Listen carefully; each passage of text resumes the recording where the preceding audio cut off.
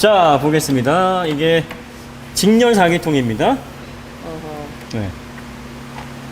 어떤 분이 우리가 라이브 할 때 자꾸 L6가 뭐냐고 물어보요. i6. 네. 롱기튜디날라 얘기하나? 새로? 이탈리아어로? 종치? 4기통이고요. 네. 요게 이제 앞에 보면 그 트윈 파워 터보라 그래서 자꾸 트윈 터보로 생각하시는 분들이 맞아. 계세요. 그때 옛날에 말씀. 그러니까 터보 차저라는 하드웨어는 하나고 네. 그 속에 공기가 들어간 루트를 두 개로 트윈 스크롤, 네. 뭐 이런 식으로 트윈 파워, 네. 뭐 이런 식으로 이야기하는 거죠. 그게 이제 쉽게 말하면 이제 보통 터빈으로 들어가는 게 이제 배관이 하나인데 네. 보통은 그걸 치출구라고 하는데 치출구가 두 개예요. 그래서 4기통은 1, 4, 3, 2로 터지잖아요. 1, 2, 3, 4로 터지기도 하고 뭐 이렇게 1, 3, 4, 다른데 그래서 1, 4 묶여 있고 3, 2로 묶여 있어요. 이게 배기가 나가는 순서가 1번이 나가고 4번이 나가고 3번이 나가고 2번이 나간단 말이에요. 네. 그러니까 빵빵 빵빵 이렇게 나간단 말이에요. 그러면 1번이 먼저 나가고 그 다음이 4번이 나가는데 왜 트윈 스크롤이 효과가 나냐면 배기가 꼬여가지고 네. 이게 부딪히게 되면은 그게 말하자면 터뷸런스예요. 터뷸런스가 생겨버리면 거기가 복잡해져. 복잡하면은 뭐가 생겨요? 혼선이 생겨. 혼선이 생기고 생각이 많아진단 말이야. 네. 빨리빨리 생각을 못해. 오래 걸려. 병목도 네. 생기고. 그거야. 그러니까 컴플리케이트는 생각을 많게 만들어. 네. 그러면 그 생각을 정리하는 데 시간이 많이 걸려. 그렇지. 배기가 꼬이면 힘든 거야. 그렇지. 그런데 배기가 안 꼬이려면 순서대로 하면 돼. 너 이렇게 차례로 나가. 좁은 문이니까. 네. 그래서 그거를 문을 하나를 만들어 놓은 것보다 두 개를 만들어 놓으면 화장실 두 칸 만들어 놓으면 여자들이 금방금방 빠지잖아요. 그렇지. 마찬가지예요. 그래서 또 한 사람이 먼저 빠져나가면 네. 그 사람을 따라서 오는 사람도 저기로 가면 되는구나 하고서 더 빨리 가는 거야. 이게 그 유속의 원리예요. 네.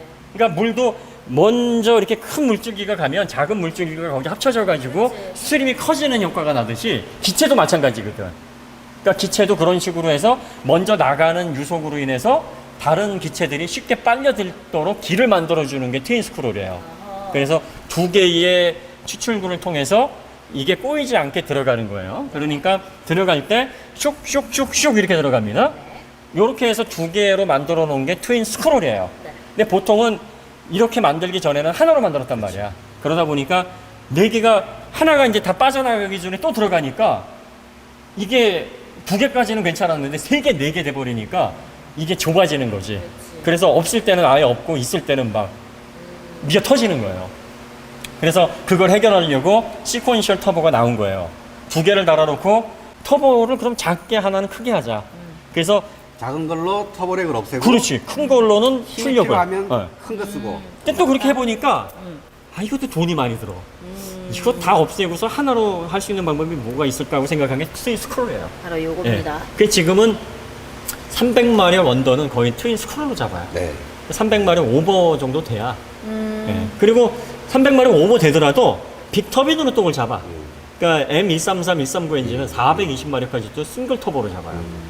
그런데 이제 이게 6기통으로 돼서 한 450마력 막 이렇게 400마력 오버가 돼버리면 그러니까 하나를 잡기는 너무 힘들어. 힘든 거죠. 그러면 이제 저회전 구간에서 고회전 구간에 감당이 안 되는 거야. 스크롤로도. 그래서 그때는 빅터보, 스몰 터보에 트윈 터보로 가는 거예요. 그러니까 이거는 트윈 스크롤로 싱글 터보입니다. 네. 그 다음에 최근에 가솔린 엔진이 다운사이징을 하면서 예전에는 그러니까 스퀘어 엔진을 많이 썼어요. 네. 그러니까 보호하고 스트로크를 똑같이 86 이렇게 갔는데 지금 이 엔진 같은 경우에는 요게 스트로크가 94.6이고 보호가 82예요. 네. 보통은 이제 뭐 86 이렇게 스퀘어로 막 잡고 그랬었는데 예전에는 네. 지금은 롱스트로크로 잡아요. 왜 롱스트로크로 잡냐면 이유가 있어요. 그러니까 그 토요타 같은 경우에는 스트로크를 103까지 늘려요. 네. 그렇게 하는 이유가 이 폭발했을 때 실린더가 좁고 길면 이 화염의 확산 속도가 빨라지거든요. 넓은 면적보다. 그리고 스트로크를 길게 가면은 토크가 유리하죠. 유리합니다. 그래서 가솔린 엔진에서도 지금 다운사이징 된 이후로 거의 롱스트로크로 가요. 이게 디젤 엔진의 그 스펙이거든요. 94.6에 80이면은 거의 디젤 엔진을 그대로 쓸 수가 있고 또 이렇게 가는 이유가 있는 게 지금은 모듈화 정책이기 때문에 모듈, 그러니까 물락을 같이 쓰는 분위기예요, 대체적으로. 그러니까 볼보의 이 파워트레인도 그렇고 BMW도 이제 앞으로 디젤하고 가솔린하고를 같이 운영을 할 생각이 아닌가 싶은 네. 생각으로 설계를 가는 것 같아요.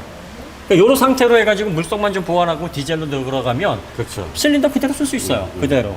앞쪽 착화에 딱 그 정도 비율이 들어가거든요. 더블 바노스 밸브 트로닉하고 다 이게 적용이 되어 있습니다. 예전에는 터보에 밸브 트로닉까지는 적용을 안 했어요. 근데 지금 왜 적용을 하냐면 연비 때문에. 예. 터보 차저가 들어가면서 출력을 높이니까 다운사징을 하니까 연비가 이제는 좀 문제가 되는 거예요. 그래서 그 밸브 트로닉으로 리프트를 통해서 아주 희박 연소까지도 티끌모아 태산하겠다. 그래가지고 이제 예전에는 터보에 들어가면은 더블 바노스만 집어넣었지 밸브 트로닉까지는 안 집어넣었어요. 그게 CVVL이에요. 그 다음에 더블 바노스가 그 CVVT 양쪽에서 배기 흡기까지 다 컨티뉴어슬리하게 조절해 준다는 건데 그러니까 우리가 CVVL 하면 리프트라고 딱 느낌이 오고 네. CVVT 하면 타이밍이라고 딱 느낌이 오는데 그 CVVL을 BMW에서 자기들 용어로 말할 때는 그 밸브 트로닉이라고 하고 CVVT를 자기들의 용어로 말할 때는 그 바노스라고 하는데 흡기 배기해서 둘 다 쓰는 거를 더블 바노스라고 이야기를 하는 거죠. BMW의 용어가. 네. 자, 이게 그 CVVL을 최초로 적용한 애들이 그러니까 VVL은 혼다인데 CVVL은 BMW예요. 그러니까 밸브트로닉이 CVVL의 원래 원천 명칭이에요. 2001년서부터 얘네들이 적용을 했고 그 다음에 VVL은 혼다에서 V텍에서 처음 시작을 했습니다. 그런데 이제 그거를 컨티뉴어슬리하게 시작한 애들이 이 친구들이고 놀랍게도 BMW는 컨티뉴어슬리 베리어블 밸브 리프트 기술을 1970년대 초반에 특허를 받아놨어요. 그때부터 이건 할 건데 그때는 이제 기구라든지 뭐 이런 가변 밸브 리프트에 대한 기술 구현이 안 됐던 거죠. 그러나 이제 2001년도에 적용이 되면서부터 이게 다 확산이 되기 시작을 한 거예요. 현대는 그거를 2010년에 시작을 했으니까 현대도 빠른 거죠.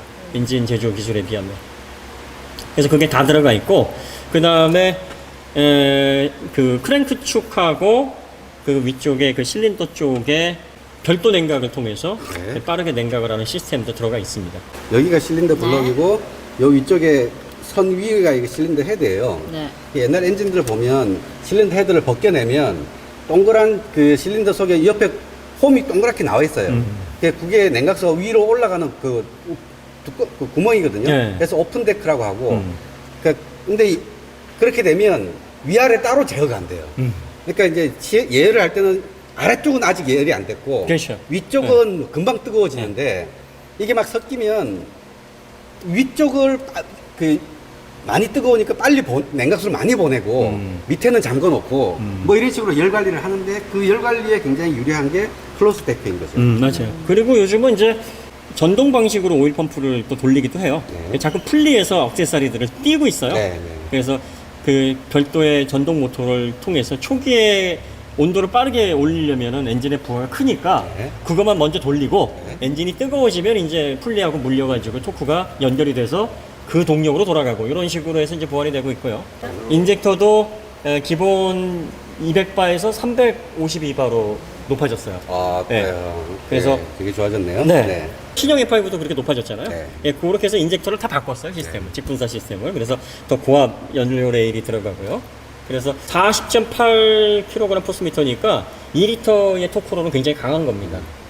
그리고 258마력이니까 뭐 준수한 겁니다. 네. 예, 뭐 벤츠의 M133, 139 엔진에 비할 바는 아니지만 그래도 이게 뭐 양산차 종에 비하면은 굉장히 좋은 출력입니다. 네. 실제적으로 뭐 BMW 직렬 4기통 터보 엔진, 트위스크롤 터보 엔진이 굉장히 효율이 좋고 변속기하고 조합이 좋기 때문에 뭐 그 부분에 있어서 뭐 이게 왜 이런 출력을 내고 이런 그 감성을 가지고 있나 이런 얘기는 뭐 안 하고 있으니까 얘도 뭐 부족함이 없을 거라고 보여집니다. 그다음에 터보렉이라든지 뭐 이런 부분들도 기본적으로 그 트윈스크롤은 그 라인을 길게 가져가요.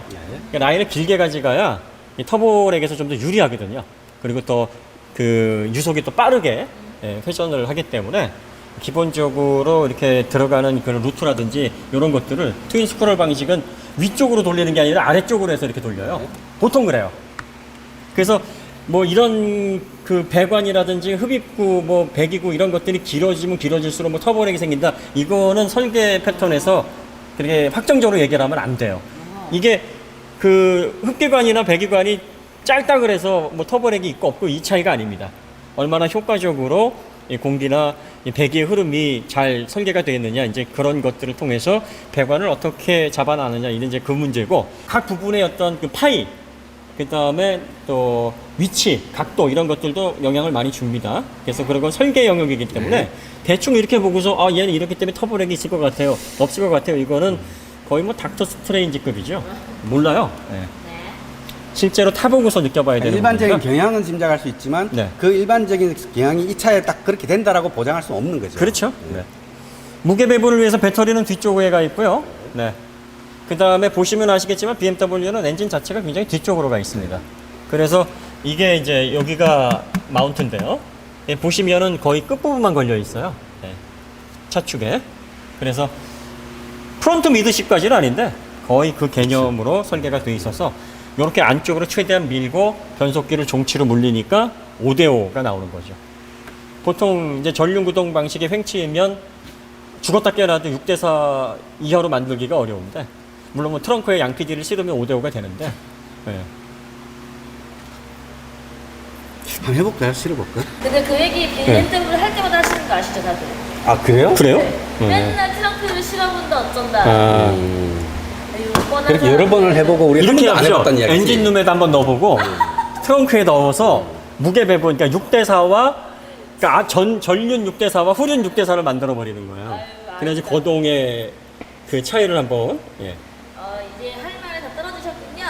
뭐 BMW는 뭐 어쨌든 좋은 엔진이에요. 네, 좋은 엔진이고, 그다음에 직분사 터보 엔진, 진열 4기통 엔진 중에서는 출력, 그다음에 내구성, 또 응답성 이런 것들을 두루두루 뭐 잘 가져간 엔진입니다. 현대에서 이제 CVV들에서 듀레이션까지 넣었는데 이게 듀레이션에서 부조 일어났다 그래요 지금. 아 그래요? 네, 그래서 왜냐하면 듀얼 인젝션이 우리가 늘 얘기하듯이 이게 세팅과 조율, 그러니까 말하자면은 요거를 사용자가 느끼지 않도록 협업하는 어떤 과정이 굉장히 복잡해요. 그래서 실제 엔지니어들이 듀얼 인젝션이 어마어마하게 힘들다라고 얘기를 많이 하는 겁니다. 지금 토요타에서는 거의 그 하이브리드의 듀얼 인젝션으로 가고 있어요.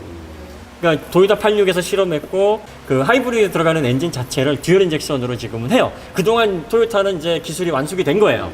그래가지고 사용자가 느끼기 전에 포트 분사와 직분사 그 인젝션이 자연스럽게 전환이 되는데, 현대는 이제 시작이잖아. 스마트 스트리머. 그러니까 부조가 일어날 수밖에 없죠. 이게 실험실에서 항상 얘기하지만 실험실과 실제 도로는 다르거든. 그리고 현대는 지금 내구성에 대한 이슈가 크니까 이런 목소리에 지금 민감하게 반응을 하는 거예요. 야, 스마트 스트림 내구성 좋게 해가지고 CVVD에다가 듀얼 인젝션까지 넣었는데 왜 부조가 일어나? 그런데 새로운 기술은 이게 자꾸 안정이 되려면 실제 필드에서 우리 고객님들이 베타 테스터, 말하자면 몰모트 역할을 좀 해주셔야 돼요. 예. 그리고 한 방에 여러 기술이 한꺼번에 들어갔다. 그거 약간 좀 그렇죠. 예, 예. 약간 좀 부담스러운 경향이 있죠. 그 다음에 신기술이기 때문에 아마 현대에서 대응을 빨리 할 겁니다. 그러니까 이렇게 생각하시면 좋을 것 같아요. 지금 이제 일본하고 이렇게 긴장 관계가 아니면 이놈의 현대 놈들 또 만족하지 않게 이렇게 얘기를 하겠으나 지금 시절이 시절인 만큼. 네, 그러면 여기서 마치도록 하겠습니다. 네. 네. 감사합니다. 네, 330i 좋습니다. 예. 여러분들이 그 매직 넘버, 예, 그리고 또 BMW 대표했던 예, 전설의 3 시리즈. 네. 그리고 이거는 후회하지 않는다.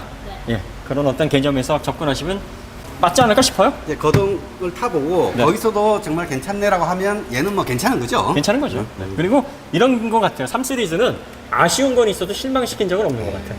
아 그거 참 명답이네. 아쉬움은 있어도 나를 실망시키진 않아. 양PD 같아. 아쉽지만, 참 아쉽지만, 너무 예, 감사합니다. 실망은 안 시켜. 아우, BMW 3 시리즈는 양PD다. 눈물 납니다. 최고의 극찬이야. 아우, 눈물 난다 정말. 싫어.